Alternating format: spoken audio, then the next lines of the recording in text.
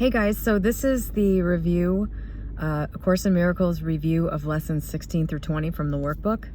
And I haven't been pre-reading these, and it's been a long time since I've done any of these, since I attempted to do the whole 365, one at a time, one day at a time. And it's kind of amazing because I haven't read this stuff in a really long time. And it continues to, I think, relate directly to the concept of manifesting, or the concepts that you get introduced to regarding manifesting. Even though A Course in Miracles is not about the external world and reshaping the external world, based on your current mindset and your current desires. It's about moving past all of that into true vision. It's just it's essentially describing the nature of the way people think. And so I think you can relate it directly to whatever it is you're trying to do. This, I think, is beneficial no matter where you are. And no matter where you are in your progress, or whatever you want to call it, when it comes to changing your mind and changing your outlook. I think it relates to all of it. This is lessons 16 through 20. 16, I have no neutral thoughts. Neutral thoughts are impossible because all thoughts have power. They will either make a false world or lead me to the real one. But thoughts cannot be without effects. As the world I see arises from my thinking errors, so will the real world rise before my eyes as I let my errors be corrected. My thoughts cannot be neither true nor false. They must be one or the other. What I see shows me what they are.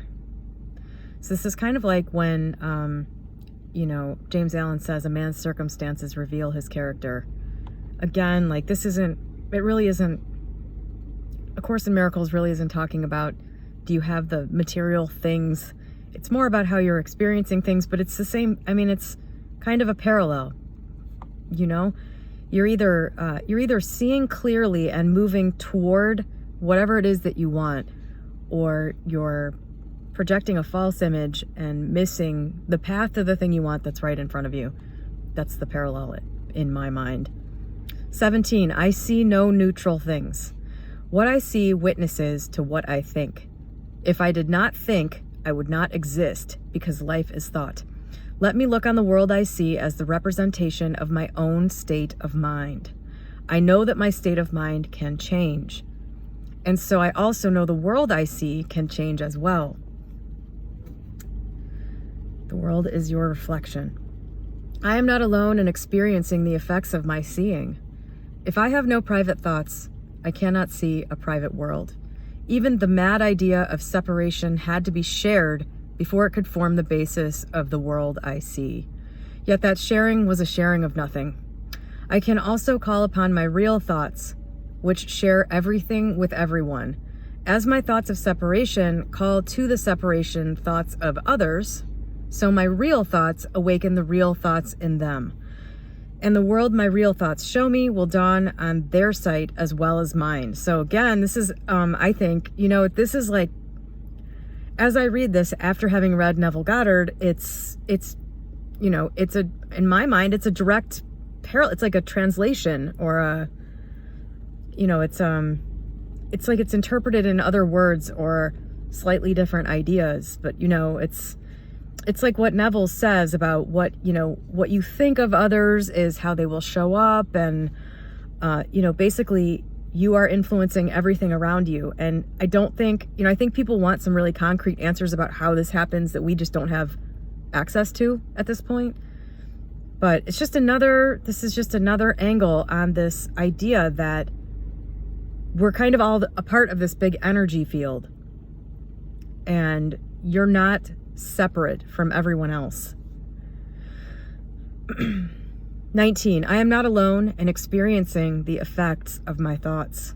I am alone in nothing. Everything I think or say or do teaches all the universe. A son of God cannot think or speak or act in vain. He cannot be alone in anything. It is therefore in my power to change every mind along with mine, for mine is the power of God. 20. I am determined to see. I think this is one of the most important lessons in the whole thing. I am determined to see. Recognizing the shared nature of my thoughts, I am determined to see. I would look upon the witnesses that show me the thinking of the world has been changed. I would behold the proof that what has been done through me has enabled love to replace fear, laughter to replace tears, and abundance to replace loss. I would look upon the real world and let it teach me that my will and the will of God are one. So, I don't know, just so many things here to me relate to the manifestation concepts. You know, your desires are from God when they're true desires. Your will and God's will are one. That's why your desires are meant to be fulfilled. It's all here in another form, in kind of a more spiritual form. And by the way, because I haven't said it in this video, if you don't like the Christian language, just try to get the concept. It's not about some magical, mythical, fictional story that you don't believe in. These are just talking about general, universal truths, you know, whatever God is, whatever you think God is, if you think it's just you, or if you just think it's like the force of nature, or I don't know, however you think of it, just try to put it into terms that you can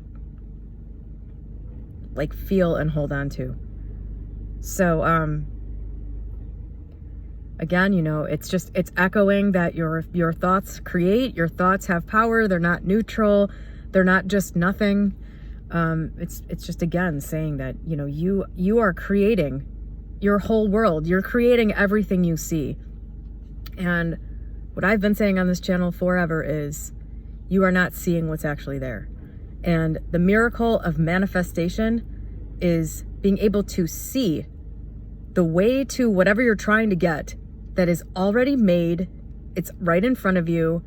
Maybe it's not something where you could map out every step of the way to the thing, but the first step, whatever it is right there. And you either know what to do and you're not doing it because you have a false idea about something relating to doing it, or you just can't see it at all. It's right there. And because of some idea you have, a false idea, a non-neutral thought, something like that, because that's there, it's blinding you to being able to perceive what this thing is that you need to do or see or whatever.